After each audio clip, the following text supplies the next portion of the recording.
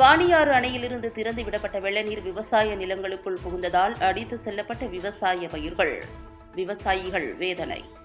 பெஞ்சல் புயல் காரணமாக தருமபுரி மாவட்டம் பாப்பிரெட்டிப்பட்டி, கடத்தூர், பொம்மிடி மற்றும் வாணியாறு அணை நீர்பிடிப்பு பகுதியான சேலம், ஏற்காடு உள்ளிட்ட பகுதிகளிலும் கனமழை வெளுத்து வாங்கியது.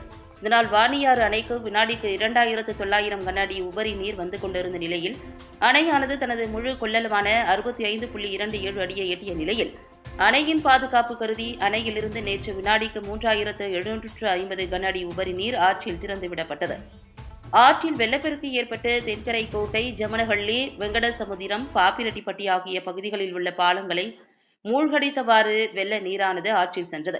ஆற்று பகுதிகளில் முறையாக ஆக்கிரமிப்புகள் மற்றும் நீர்வழி பாதைகள் அடைப்புகளை சுத்தம் செய்யாததால் வெள்ள நீரானது தென்கரை கோட்டை, ஜமனஹள்ளி, கரையப்பட்டி, புதூர், வடகரை ஆகிய கிராம பகுதிகளில் உள்ள சுமார் 1000க்கும் மேற்பட்ட விவசாய நிலங்களுக்குள் புகுந்ததால் நெல், கரும்பு, மஞ்சள், வாழை, மரவள்ளிக்கிழங்கு, தென்னை, நிலக்கடலை, பருத்தி, மக்காச்சோளம் உள்ளிட்ட பயிர்கள் ஆற்றில் அடித்து செல்லப்பட்டன.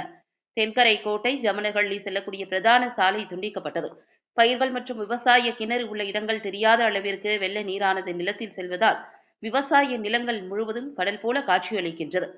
விவசாய பயிர்களை பயிர் செய்துள்ள விவசாயிகளின் வாழ்வாதாரம் பெரிதும் பாதிக்கப்பட்டு விவசாயிகள் கண்ணீர் வடிக்கும் நிலை ஏற்பட்டுள்ளது.